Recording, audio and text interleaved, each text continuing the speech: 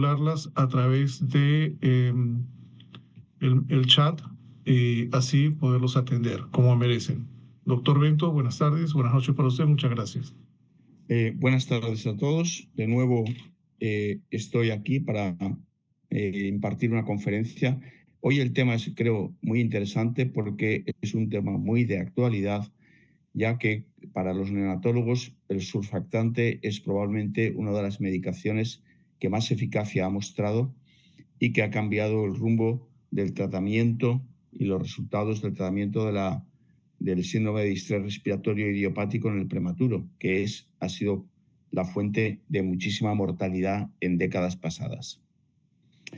La técnica con las siglas inglesas LISA, que corresponde a Less Invasive Surfactant Administration, es una técnica de actualidad y es la preferida para el gran prematuro, para el prematuro extrema, que respira espontáneamente y que puede sobrevivir apoyado con presión positiva continua en la vía respiratoria. Por lo tanto, he dicho varias cosas importantes. Prematuros extremos, fundamentalmente menos de 28 semanas. Segundo, con respiración espontánea. Y tercera, que puedan sobrevivir con presión positiva continua sin necesidad de intubación y ventilación mecánica. Esta diapositiva les muestra arriba una state of the art, una revisión extraordinaria realizada por el grupo alemán de la doctora Angela Krebs y que les recomiendo encarecidamente la lectura. De todas formas, a través del señor Espinoza me pueden solicitar una copia en PDF de este manuscrito. Dentro del útero, el feto está en una situación de hipoxia relativamente compensada. En la transición fetal-neonatal sabemos que hay una dilatación de la arteria pulmonar que permite la entrada masiva importante de sangre en la circulación pulmonar y se realiza el intercambio gaseoso a través del alveolo, de la pared alveolar, y hay una resorción de ese líquido que ocupaba los espacios conductuales del pulmón gracias a las inspiraciones iniciales y una mejor circulación cardiopulmonar gracias al cierre de los shunts intra y extracardíaco.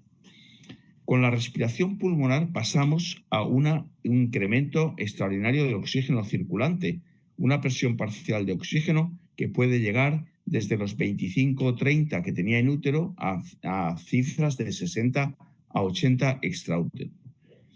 Pero para que esta respiración se mantenga, es necesario que se cree una capacidad residual funcional durante la expiración. Por lo tanto, el establecimiento de una respiración pulmonar eficaz depende de una serie de puntos. Primero, aclaramiento del líquido pulmonar. El líquido pulmonar pasa al intersticio por la presión transpulmonar negativa de 40 a 50 centímetros de agua que se produce con las primeras respiraciones, una expansión del pulmón y un reclutamiento de los alveolos una vez el líquido ha abandonado esos espacios, el líquido pulmonar, una reducción de la compliance pulmonar y del trabajo respiratorio y una evitación del daño pulmonar. Y finalmente, lo que les comentaba, el establecimiento de una capacidad residual funcional. ¿Qué es esto? Pues debido a las fuerzas de tensión superficial, que son las que permiten a un mosquito permanecer en la superficie del agua, cualquier líquido experimenta una atracción entre sus moléculas que da lugar a una tensión de superficie que que hace que se resista la expansión y tiende al colapso de ese líquido, formando una gota, por ejemplo, de agua. Y aquí está la fórmula que utilizamos para calcular las tensiones superficiales en el alveolo pulmonar. En un neonato a término que posee surfactante, y el surfactante es una sustancia que es producida por el alveolo pulmonar, y ahora luego lo veremos, neumocitos tipo 2, durante el proceso de la inspiración, el sujeto que respira tiene que vencer la tensión superficial del líquido que tapiza todo en la superficie alveolar. Entonces esa tensión superficial, una vez superada, consigue que el alveolo se dilate y se produzca el intercambio gaseoso. Pero las fuerzas de tensión superficial tienden a colapsar ese alveolo en la expiración. Sin embargo, dado que el surfactante disminuye significativamente esa tensión superficial, al final de la expiración puede quedar un residuo de aire dentro del pulmón que permite que cuando volvamos a iniciar la inspiración, con mucha menos fuerza, con mucho menos esfuerzo, prácticamente con la contracción diafragmática, seamos capaces de volver a expandir el pulmón. Por lo tanto, favorecemos el reclutamiento alveolar, favorecemos que los alveolos en la expiración mantengan un contenido de aire y disminuimos extraordinariamente el trabajo respiratorio. Por eso, un neonato a término, a los pocos minutos de nacer, prácticamente con el diafragma, puede respirar y hacer un intercambio gaseoso adecuado. Todo eso es gracias a la presencia del surfactante. El prematuro, ya que el surfactante se produce en las últimas semanas del embarazo, el prematuro carece de surfactante y, por lo tanto, en la fase de expiración, una vez ha llenado el pulmón, cuando expulsa el aire, los alveolos en muchas partes del pulmón se colapsan, produciendo lo que llamamos atelectasias pulmonares, y las vías menores, los bronquiolos, exactamente igual. Y, por lo tanto, cuando va a iniciar la siguiente inspiración, tiene que utilizar unas presiones negativas para las cuales no solo con el diafragma, sino que tiene que usar todos los músculos auxiliares, como son los intercostales y los subcostales, realizando tal esfuerzo que a pocos minutos de respirar se fatiga y cae en apnea. Aquí tienen el efecto de una curva de presión-volumen típica del pulmón. La primera sería una curva de un niño con surfactante pulmonar normal, y vemos cómo con una presión de 15, abajo en la línea de abajo, con una presión de 15 se produce una presión de apertura, se abren las vías aéreas y los alveolos, y con una presión de 25 a 30 se consigue el máximo volumen.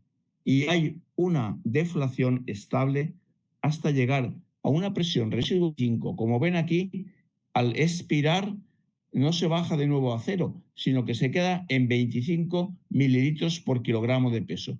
Con lo cual, en la siguiente inspiración no partiríamos de aquí abajo, sino de aquí arriba. Y con mucha menos presión alcanzaríamos el mismo volumen. Sin embargo, en el prematuro tenemos la curva de color azul, en la cual, al no haber surfactante, la presión de apertura se llega hasta los 25 centímetros de agua, lo cual significa que cuando alcanza el volumen máximo necesita para alcanzar un volumen muy inferior, aquí estábamos en volúmenes de 80 a 90, para alcanzar un volumen de 30 a 40, en niños con déficit de surfactante falta presiones también de 30, con lo cual necesitaría hacer un gran esfuerzo para tener un pequeño volumen pulmonar. Bien, ¿cómo es el surfactante? El surfactante es un compuesto que tiene fundamentalmente lípidos y proteínas. El surfactante es capaz de romper las moléculas de agua, la tensión superficial generada por la atracción de las moléculas de agua, gracias a dos proteínas, la proteína B y la proteína C, que tienen propiedades tensioactivas. Pero aparte tiene una proteína A y una proteína D que tienen propiedades inmunológicas del sistema innato inmune y también propiedades antiinflamatorias. El componente fundamental del surfactante es igual en los mamíferos más desarrollados, como es el cerdo, por ejemplo, y el ser humano. No hay diferencias prácticamente en la composición. Y eso ha permitido que, gracias a los estudios del doctor Ben Robertson y Tore Kurstedt en Suecia, desarrollaron por primera vez un surfactante porcino hecho con restos de pulmón triturado, diluido y con extracción de fosfolípidos y extracción de proteínas, que se convirtió en el Curosurf, que hoy en día es el surfactante no artificial de mejor resultado, porque tiene una composición muy fluida, que se distribuye fácilmente y que contiene un alto contenido en pequeños volúmenes, lo que facilita su administración. Aquí tienen en nuestro laboratorio imágenes del surfactante acumulado en forma de cuerpos laminares. Ven estos cilindros que yo señalo, y estos paquetitos de surfactantes son expulsados al alvéolo, donde se despliegan, cubren toda la superficie y ejercen su misión. Desde el inicio de la administración del surfactante podemos ver cómo la supervivencia de los prematuros, incluso de los de menor edad de gestación, ha aumentado significativamente. Ya desde los años 90, de 80 a 90, se empezó a utilizar, y a mediados de los 90 se fue generalizando hasta su generalización en todo el mundo. Y esto ha permitido la supervivencia de los niños más pequeños afectados de síndrome de distrés respiratorio idiopático. ¿Cuáles son los condicionantes para la administración del surfactante? Bueno, en primer lugar, estamos condicionados porque solo el 50% de los prematuros de menos de 30 semanas pueden ser manejados solo CPAP y oxígeno. A pesar de dar CPAP y oxígeno, entran en fatiga, dejan de respirar y tenemos que intubarlos y ventilarlos mecánicamente, lo cual causa mucho daño al pulmón. En los recién nacidos de 22 a 24 semanas, que son intubados regularmente, se beneficiarían de surfactante preventivo. El retardo en recibir surfactante les predispone a displasia broncopulmonar y o neumotórax.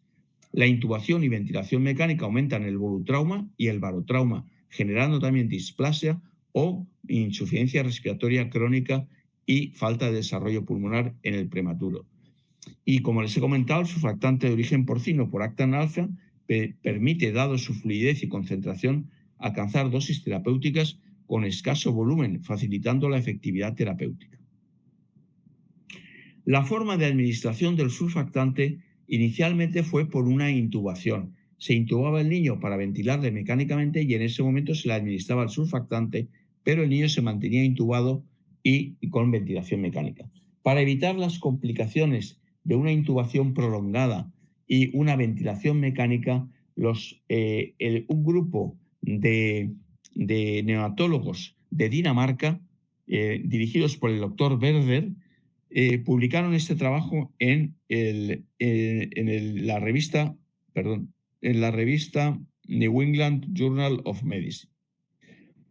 En el año 93. Y aquí, como pueden ver, comparan un grupo de surfactante y un grupo de control. Es un estudio hecho con pocos niños, pero en aquella época era más difícil reclutar niños prematuros. Y aquí ven que los pesos eran de 1.400 gramos y que había un importante porcentaje de niños nacidos por cesárea, y solamente el 40 al 50% habían recibido corticoides antenatales. Hoy en día estaríamos en el 80 a 90%. Y ellos comprobaron cómo la administración de surfactante, intubando al niño, administrar surfactante y retirar el tubo y seguir con la ventilación no invasiva, mejoraba sustancialmente la evolución del síndrome de distrés respiratorio. El problema de la intubación, surfactante y extubación, el INSURE, era que el niño estaba con CPAP. Cuando necesitaba más oxígeno y aumentaba el trabajo respiratorio, se le administraba cafeína para estimular la respiración, morfina para sedar la ansiedad y tiopental para relajarle. Y entonces se producía la intubación y el surfactante. Luego se ventilaba mecánicamente y cuando se conseguían cifras adecuadas de oxígeno, se extubaba y se pasaba a CPAP. Todos estos pasos en niños mayorcitos, entre comillas, 34, 32, 33 semanas, tenían bastante buen resultado, pero cuando bajábamos en la edad de gestación, el hecho de intubar al niño ya y ventilarle mecánicamente muchas veces era suficiente para que luego se acostumbraran al respirador y no pudieran ser extubados. Y también la necesidad de administrar tanta medicación tenía efectos secundarios indeseables. Entonces, ¿cuáles son los inconvenientes del INSURE? El INSURE es la necesidad de premedicación, ya se lo he explicado. Hoy se usa propofol, se usa también algunas otras drogas, algunos medicamentos relajantes, etcétera, para facilitar, analgésicos, etcétera. Es muy variable y es un tema que todavía no está claro, pero sí que está, cuando intubamos sí que es verdad que necesitamos premedicación. Necesitamos intubación. La intubación no es una técnica fácil, sobre todo en un niño que está con dificultades respiratorias y es muy pequeñito. Hace falta tener mucha experiencia e incluso así, como veremos, no siempre se tiene éxito. Durante el proceso del intento de intubación se interrumpe el aporte de oxígeno y la ventilación también. Y luego, al reiniciar la ventilación mecánica, podemos tener dificultades para destetar al bebé del respirador y poderle extubar. Aquí tienen ustedes un estudio de Haubner en Resuscitation, en el cual ven que para alcanzar el 100% de éxito en la intubación, hacen falta un promedio de 8 intentos, independientemente de la cualificación del intubador. Es decir, que muchos de estos que consiguieron el primer atento eran gente con más experiencia, pero también fallaron en un 50 o un 60% de los casos. Y para tener la seguridad de que alcanzamos el 100% de las intubaciones, hacen falta muchos intentos, muchas. Entonces el niño entra en bradicardia, se fatiga, se pone cianóticos, todo el mundo se pone nervioso y entonces ahí tenemos problemas. Este es el LISA y aquí les expongo un vídeo que, como sabemos, del doctor Dargaville de Australia, que es uno de los expertos internacionales en LISA. Aquí tienen ustedes un maniquí, tienen el sistema de ventilación mediante una CPAP nasal fijada, como pueden ver, para que se pueda intubar sin necesidad de interrumpir el flujo de aire. Y entonces tenemos al niño en la posición con el colchoncito, con el rodillo debajo de los hombros y para tener el cuello en extensión. Perdón. Entonces vamos a ver la posición primera. En segundo lugar, tenemos el rodillo para tener el cuello en extensión.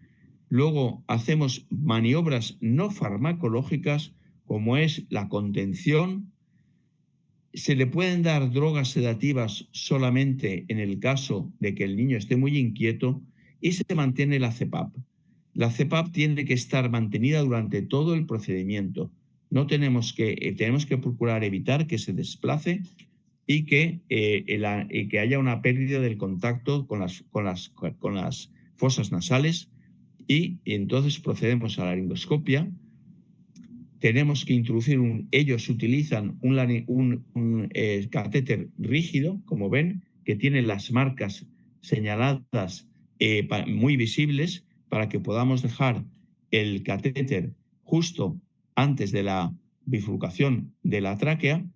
Y una vez fijo, se sujeta con un dedo y el otro operador introduce en 3 bolos de un volumen aproximadamente de 1/3 del volumen total, que sería aproximadamente 1 mililitro, con intervalos de 10 segundos entre cada bolo.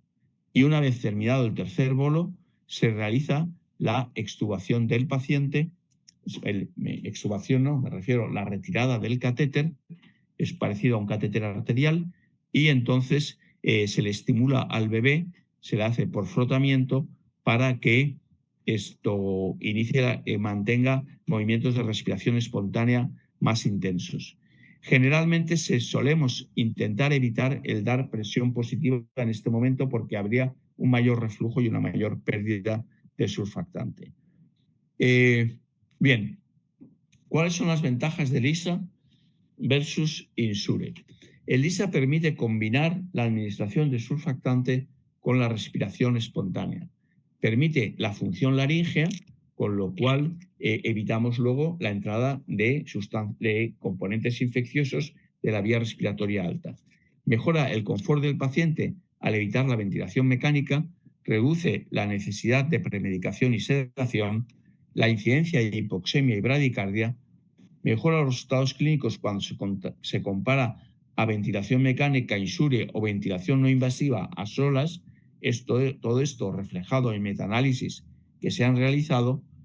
Ha sido recomendado por las guías europeas de 2022 y también en 2025, que saldrá, como les dije, ahora en febrero de 2026, probablemente la publicación, en febrero o marzo, pero aún necesita implementar más la técnica para optimizar el confort. Todavía, como veremos al final, hay temas que no acaban de estar totalmente resueltos, aunque todas estas mejorías nos inducen al cambio del LISA por el INSUR en los pacientes que ya verán ustedes que son los elegibles para esta técnica.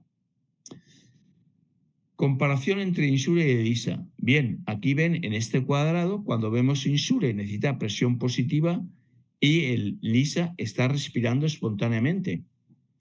Laringoscopia en ambos, el Insure utiliza un tubo endotraqueal, o sea, mucho más agresivo, mientras que el LISA usa un catéter fino. Se necesita analgesia en el Insure y no en LISA.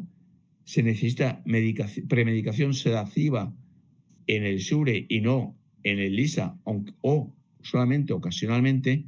Y las cuerdas vocales están fijas en abducción en el Insure y en el LISA pueden aducirse y la glotis está funcional.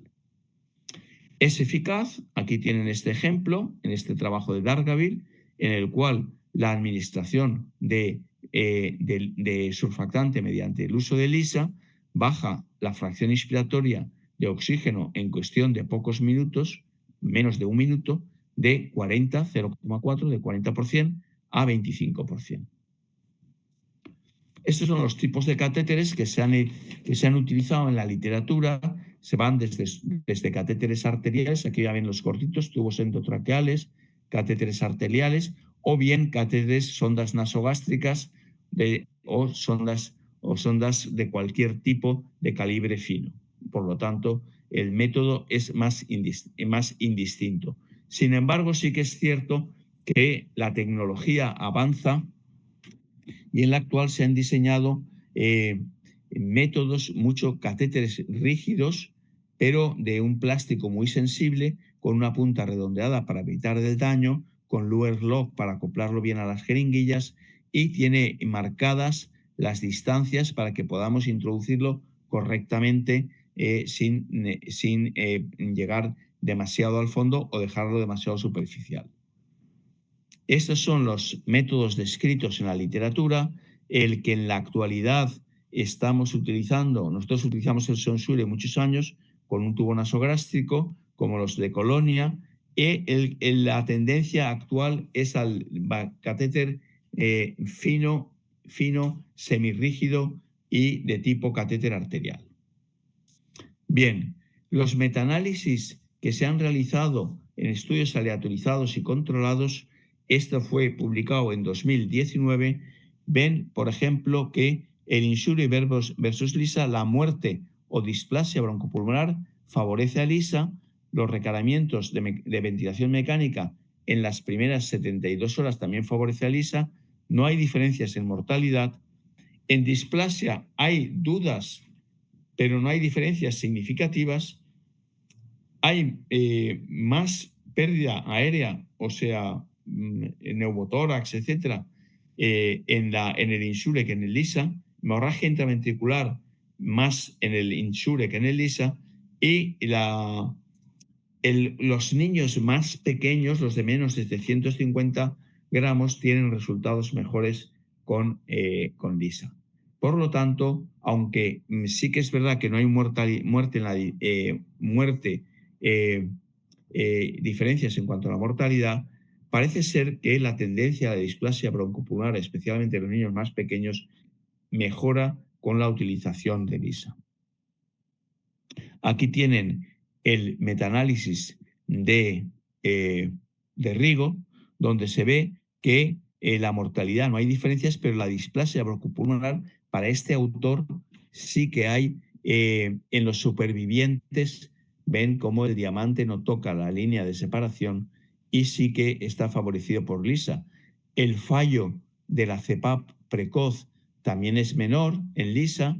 La necesidad de cualquier ventilación mecánica a lo largo de la instancia hospitalaria también es menor, y la displasia en todos los pacientes, quitando posteriormente aquellos que han fallecido, también es menor.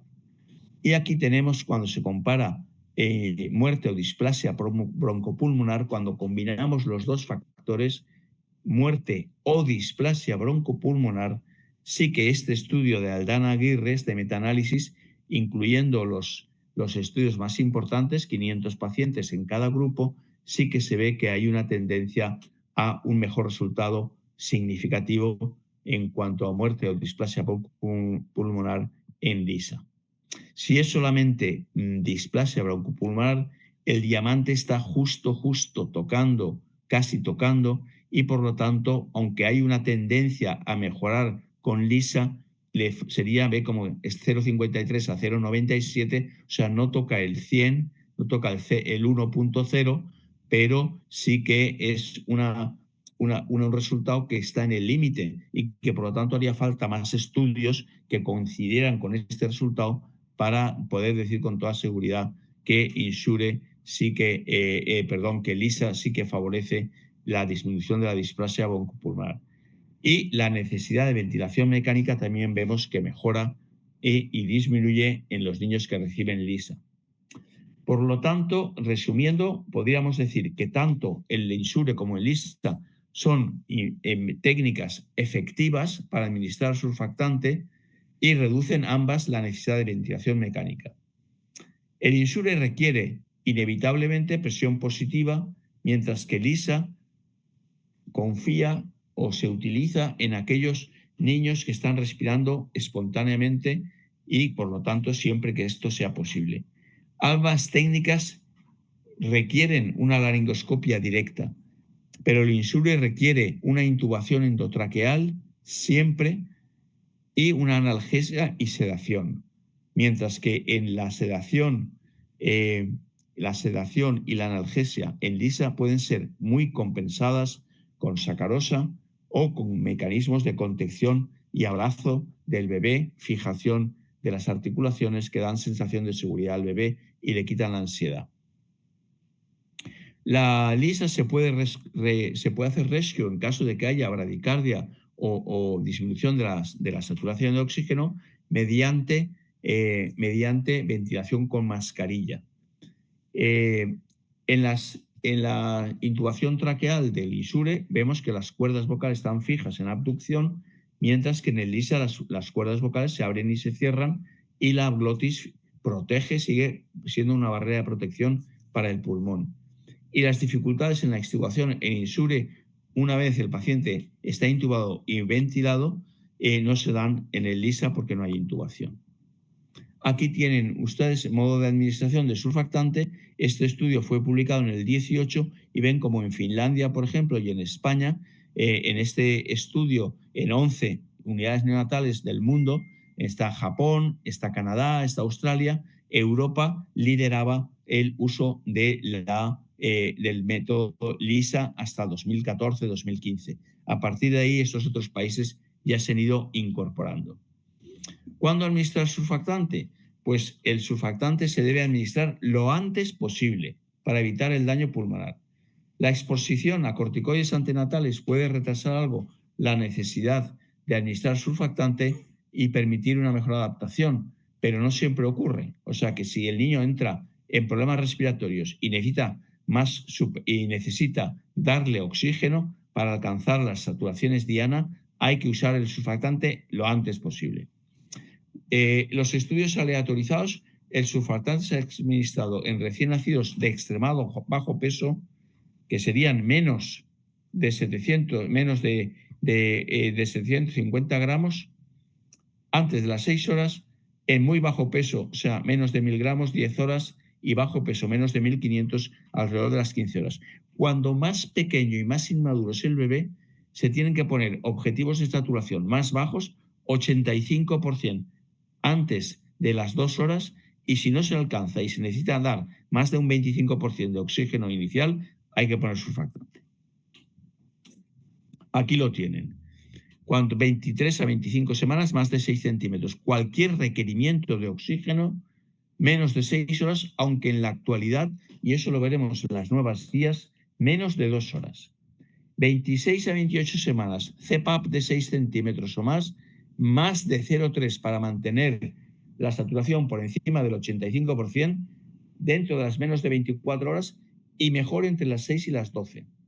Y cuando tienen más de 28 semanas y si tienen más de 6 centímetros de agua o están con alta frecuencia, más de 7 litros por minuto, y necesitan 0,30, 0,35 para alcanzar más de 85, dentro de las primeras 24 horas hay que empezar el surfactante. Y para todos, si hay una insuficiencia respiratoria marcada debida a síndrome de estrés respiratorio y manejada con invasión, con no invasiva, en todos hay que utilizar el surfactante. Bien, LISA son recomendaciones finales. Es una técnica prometedora en manos expertas. Recuerdo las manos expertas porque luego veremos los condicionamientos de la práctica. En 2022, las guidelines, las guías europeas de consenso, dicen que LISA es el método preferido para administrar surfactante a niños que respiran espontáneamente con CPAP, siempre y cuando los clínicos que administran esta técnica sean experimentados en ella, porque si no puede tener complicaciones. Y todas las demás datos que hemos descrito y que vamos a describir a continuación los pueden encontrar en esta referencia de la revista Neonatology, que también pueden pedírmela a través de don José Espinoza. Mensaje final. Bueno, básicamente es repetir lo que ya hemos dicho. Tenemos que recordar que es la técnica más útil, especialmente los niños de muy extremada prematuridad, que respiran espontáneamente y que no cumplen simplemente con la CPAP, necesitan cantidades crecientes de oxígeno, y eso está lo que les he dicho antes, 0,25 para los más pequeñitos, 0,30 para los otros, para alcanzar saturaciones por encima del 85%, que tiene algunos efectos secundarios como el reflujo traqueal, la bradicardia y la hipoxemia, que en manos expertas pueden ser solucionados con facilidad. Por eso la persona que realiza la técnica tiene que estar entrenada para afrontar estas complicaciones. Esta técnica, el Thin Catheter, mejora la supervivencia y reduce morbilidades significativas, como pueden ser la displasia broncopulmonar o la hemorragia intraventricular. Las técnicas de INSURE las preferiríamos en niños de más de 32 semanas y sobre todo más de 34 en caso de que fuera necesario administrar surfactante, pero vamos, los prematuros de 32 semanas son pacientes mejores, dado su tamaño y su actividad, etcétera, son mejores para INSURE que los niños muy pequeñitos. Bien.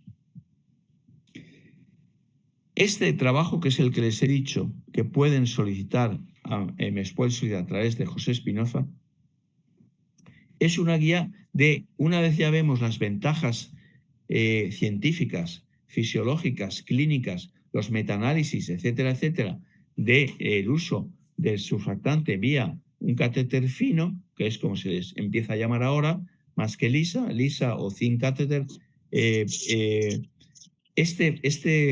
Esta guía contiene todas las necesidades. Si ustedes en un servicio quieren montar el sistema LISA, está detallado todo al milímetro y por lo tanto es como una guía importante y detallada para esto. El objetivo de esta guía es dar el razonamiento por el cual las técnicas de administración de surfactante por vía catéter fino están basadas en qué bases científicas y en qué bases prácticas. Y es un marco del procedimiento que indica no solamente la técnica, sino las precauciones y todas las consideraciones y cómo organizar una estructura de entrenamiento, de mantenimiento del entrenamiento y de la incorporación de nuevos médicos a la categoría de instructores. La formación y entrenamiento. La implementación de LISA requiere la adquisición por el neonatólogo de unas habilidades especiales.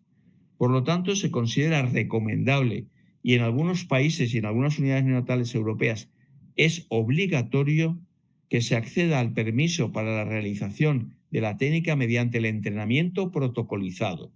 Y para ello se requieren dos personas. Por un lado, el instructor, que tiene que tener habilidades especiales y experiencia, y por otra parte, un entrenado o un instruido, que sería un alumno con un nivel mínimo de competencia y oportunidades de emplear la técnica. O sea, no solo tiene que aprender a hacerla, sino que tiene que tener ocasión de utilizarla, porque la técnica, una vez aprendida, si no se utiliza, se pierde rápidamente. ¿Por qué se requiere una formación? Porque es una técnica invasiva, son pacientes vulnerables muy prematuros, están respirando espontáneamente, pero con dificultad respiratoria, tienen un tamaño pequeño con gran complejidad de las estructuras anatómicas, tienen necesidades de tener habilidad en las técnicas de la laringoscopia, cualquiera no se puede poner a hacer esto, tienen que ser habilidosos para no causar daño o lesionar las estructuras anatómicas, tienen que saber administrar, introducir el catéter y la laringoscopia sin interrumpir la respiración espontánea y tienen que introducir el catéter en la tráquea evitando el esófago. El entrenador, ¿cuáles son el entrenado? ¿Qué necesita? Pues un entrenado, un alumno, entre comillas, sería un neonatólogo con experiencia en laringoscopia, ha intubado ya y ha tenido experiencia en intubar y sabe identificar las estructuras anatómicas, lo que es la glotis, la epiglotis, lo que son la valécula, etc. La experiencia en interpretar los datos proporcionados por el pulsóxímetro, saber identificar una bradicardia transitoria de una bradicardia mantenida, de una hipoxemia relativa a una hipoxemia severa, etc. Necesidad utilizar la succión en caso de obstrucción o de que haya un reflujo, saber utilizar adecuadamente la sonda de aspiración y colocarla en el esófago o en las fauces, según donde esté el residuo, y familiarizarse con los efectos y complicaciones de la medicación que pueda ser necesidad de utilizar para sedar o analgesiar.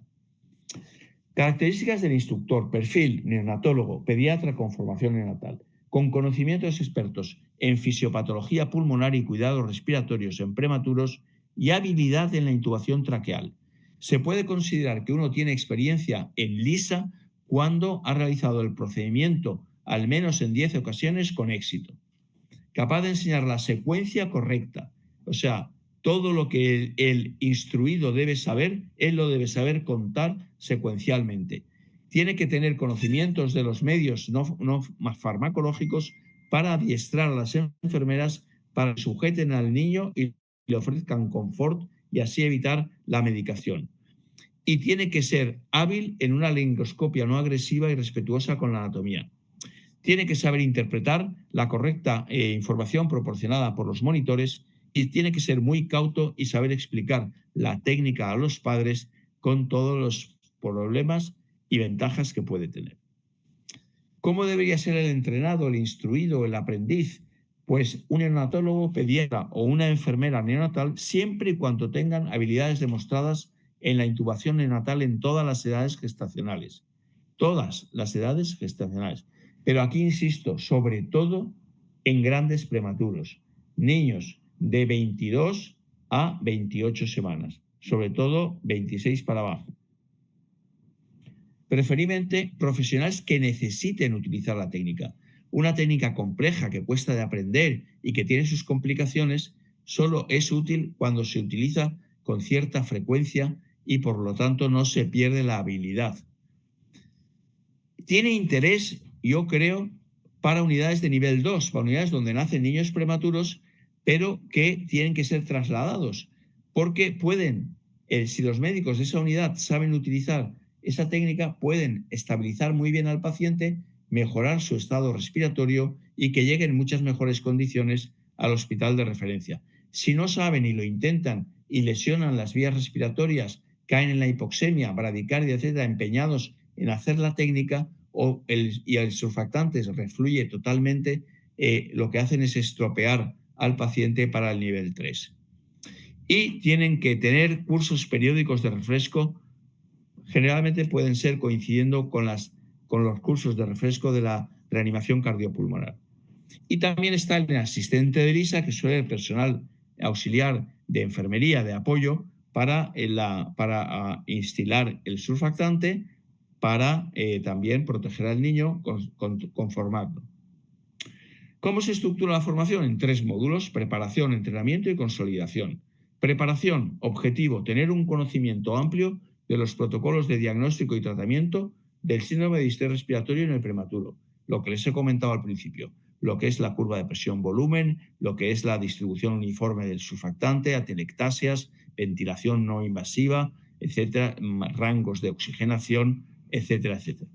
Contenido: fisiología pulmonar, fisiopatología del síndrome de distrés respiratorio, composición, síntesis y fisiología del surfactante, causas por las cuales el surfactante no funciona, terapia de reposición, métodos y resultado de los metaanálisis y soporte respiratorio no invasivo, y estrategias para prevenir la aparición de displasia broncopulmonar. ¿Cómo se entrenan? Pues la guía práctica de LISA es en el rango de edad de gestación, incluyendo y excluyendo a aquellos niños, y luego conociendo los aspectos específicos de la técnica. Para ello tenemos videodescripción de la técnica con un vídeo, y con una mira en la pantalla del vídeo se puede ir viendo la técnica que se utiliza desde la fijación del niño, la posición, el funcionamiento de la CPAP, la posición para la intubación, la introducción del laringoscopio por el lado derecho de la boca y separando la lengua, la introducción en la valécula de la punta de la introducción del catéter, una vez se ha hecho la medición de la distancia que queremos introducir, etc. Instilación y retirada. Práctica con un maniquí. Es fundamental tener maniquines de niños prematuros y allí aprender todo el posicionamiento, la técnica, etc. Y también que el entrenador, el formador, el instructor, plantee problemas de casos hipotéticos y que el alumno tenga que resolverlos y decir qué haría en cada una de esas circunstancias. Adquisición de experiencia clínica en LISA. Bueno, se considera que uno tiene experiencia cuando ha tratado de 10 a 20 pacientes, de los cuales al menos 5 fueron supervisados estrictamente por el instructor, y hacer cursos de refresco periódicos y utilizar un maniquín de vez en cuando para ponerse al día en la técnica si ha pasado un tiempo desde que hubo un caso clínico que la precisó. Seguimiento. Es interesante, si hay posibilidades, de grabar en vivo la técnica cuando uno la hace en el maniquí o cuando uno la hace en el niño, y luego revisarlo con el instructor y ver qué errores se han cometido o qué cosas se podrían mejorar. Mantener una carpeta de forma que cuando tú pones la marca por ejemplo, en PubMed o en alguna otra fuente de información, pones LISA o Thin Catheter Surfactant Administration, lo pones y te van saliendo los artículos que se van publicando, y eso te permite leer de vez en cuando cosas sobre LISA y ver cómo van cambiando las cosas en los nuevos formas de sedar, de contener, etcétera, etcétera. Mantenerse entrenado, y el material de práctica debe ser fácilmente accesible. ¿Qué material de práctica? Equipamiento: maniquín de prematuro, vídeo o estándar laringoscopia, o sea, hay que practicar las dos, videoentrenamiento y catéteres. Guía práctica. Pacientes preferentes para LISA. Niño de 26 a 28 semanas es un paciente preferente. ¿Por qué? Porque LISA le va a reducir la necesidad de ventilación mecánica durante las primeras 72 horas de vida, y puede contribuir también a disminuir la displasia broncopulmonar o la patología pulmonar crónica. Menos de 26 semanas, niños muy pequeños que desarrollan prácticamente en un 70% displasia broncopulmonar, LISA nos permite retardar la intubación y el efecto negativo de la intubación y de la ventilación mecánica. Y tiene beneficios añadidos como disminuir la hemorragia intraventricular severa. Aquí no está tan claro lo de la displasia. Y niños mayores de 28 semanas hasta 32 no modifica el riesgo de complicaciones importantes, pero puede reducir la necesidad de ventilación mecánica y la incidencia de fugas aéreas. Límites sugeridos para Lisa. Hay límites. Bien. 23 a 25 semanas, no hay límite. Todos los niños estos que no tienen ningún problema de una necesidad de intubación y ventilación mecánica por un síndrome de estrés respiratorio gravísimo, aquellos que tengan una insuficiencia respiratoria y respondan a una CPAP de más de 6 centímetros de agua, si tienen cualquier requerimiento de oxígeno para mantener la saturación en rango diana y una edad de menos de 2 horas, surfactante. Lisa, surfactante. 28 semanas, todo eso se lo he dicho anteriormente, lo mismo, o cánula de alto flujo de más de 7 o CPAP, pero necesitan una CPAP, una FiO2 de más de 0,3, entonces, y tienen menos de 24 horas, pero preferiblemente, si necesitan más de 0,3, a las menos de 6 horas para alcanzar 90% de saturación, 85 a 90 podríamos decir, Lisa, surfactante. Y más de 28 semanas más grandes. En estos casos podemos ampliar la necesidad de oxígeno para el rango de 90, 95 o 85, podríamos decir, a 0,35, o sea, podemos mantenernos, esperar un poco más, a ver si con 0,3 conseguimos mantenerlo, y si no consigo mantenerlo y tienen menos de 24 horas, se administra ELISA. Bien, criterios de exclusión. Síndromes de distrés respiratorio grave que requiere soporte ventilatorio tras el surfactante, requerimientos de oxígeno cuando la intubación es preferible a Lisa, niños que necesitan mucho oxígeno y son muy pequeños desde un primer momento, desde que empiezan a respirar y no tienen signos de mejoría en pocos minutos, mejor intubar. Si tienen menos de 28 semanas cuando necesitan más de 0,4 y si tienen más de 28 semanas y necesitan más de 0,6. Aquellos que tienen malformaciones de mucho tipo, maxilofaciales, traqueales, pulmonares, etc., a veces tienen una hernia abdominal enorme y eso no les permite el movimiento diafragmático, etc.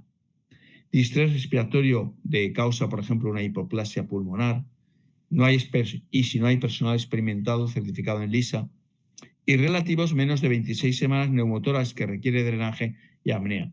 Hay unidades neonatales que sistemáticamente a los niños de 22 y 23 semanas, que son niños en el límite de la viabilidad, que es un tema del que me gustaría hablarles algún día, límite de la viabilidad, ya directamente intuban y empiezan con 100% de oxígeno hasta que los estabilizan. Y apnea severa a pesar de la cafeína. Bien, el futuro, pues continuar analizando las ventajas de Lisa mediante metaanálisis adecuados, el papel de la respiración espontánea en la distribución. Si la respiración espontánea no solo evitamos la ventilación mecánica, sino que también favorecemos la distribución más uniforme y más homogénea del surfactante. ¿Cuál sería la premedicación óptima en distintas edades de gestación si hay necesidad de ella? ¿Cómo podríamos optimizar la determinación de la posición del catéter en la tráquea? ¿Cuál es el papel del videolaringoscopio? Resultados a corto y largo plazo de todas estas intervenciones y comparación de la Lisa con técnicas menos invasivas, por ejemplo, con la técnica SALSA, con la deposición de surfactante en la glotis para que se trague el niño sin necesidad de instilarlo, o mediante la aerosolización del surfactante, etcétera, etcétera.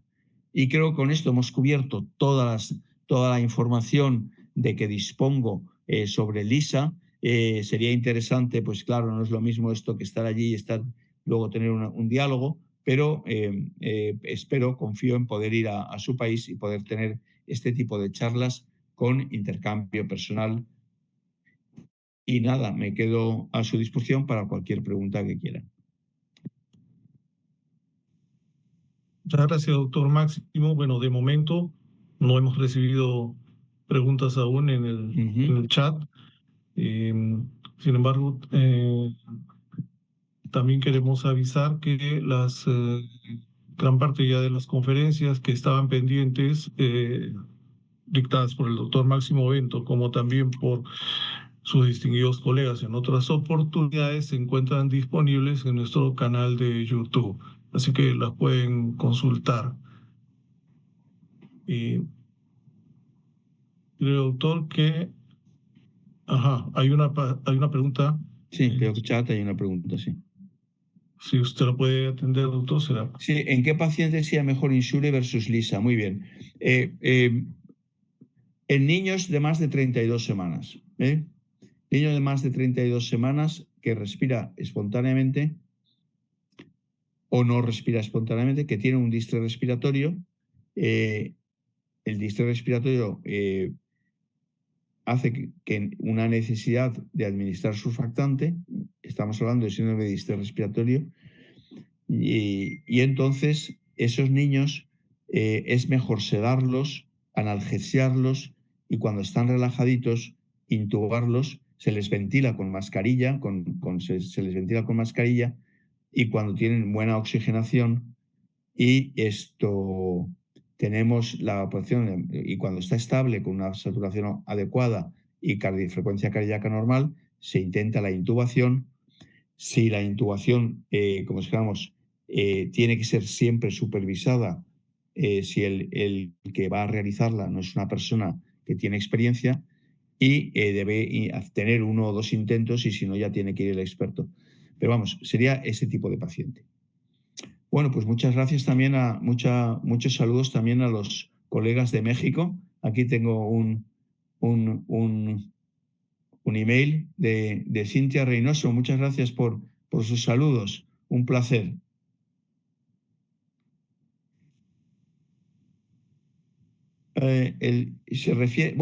Estamos hablando, la charla ha sido fundamentalmente de esto sobre Lisa, pero el Insure, Intubation, Surfactant y extubación, extubation, sí que es importante que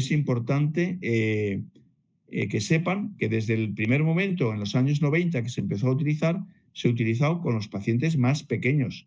Lo que pasa es que hubo investigadores, sobre todo en el grupo alemán de la doctora Krebs, que vieron que era una técnica para los niños tan pequeñitos, para niños de menos de 28 semanas, una técnica un poco agresiva y que una vez les ponían el tubo dejaban de respirar y entonces les costaba mucho desintubarlos. Y por eso utilizaron esta técnica, que era una técnica intermedia entre CPAP solamente y CPAP e intubación y ventilación mecánica.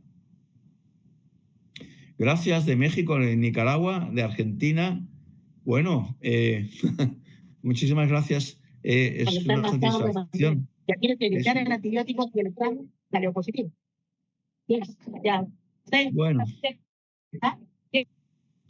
¿En cuánto tiempo se administra el surfactante? Normalmente se administra en 3 periodos de 10 a 15 segundos de administración. 10 segundos, se divide en 3 el volumen, y se da a lo largo de un minuto más o menos, 10-15 segundos de entrada, 10 de reposo, 20, 20 y 20. Eso sería la administración. Y edad no hay ninguna. El niño más pequeñito que hemos hecho Lisa son niños de 23 semanas. Hemos hecho Lisa con 23 semanas. Por encima de 28 ya empieza a costarte. Desde luego, cuando se hacen más grandes, esto son más problemáticos.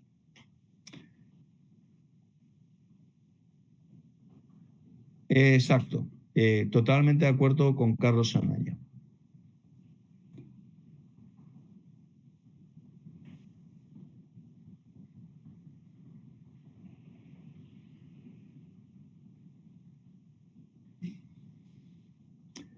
Pues muy bien, les agradezco todas las preguntas, los saludos. Espero pronto poder estar en sus países y conocerles personalmente y poder charlar con tranquilidad de todas estas cosas. Muchísimas gracias a todos, de verdad. Un gran placer para mí estar aquí. Gracias, doctor Bento. Entonces, quedamos...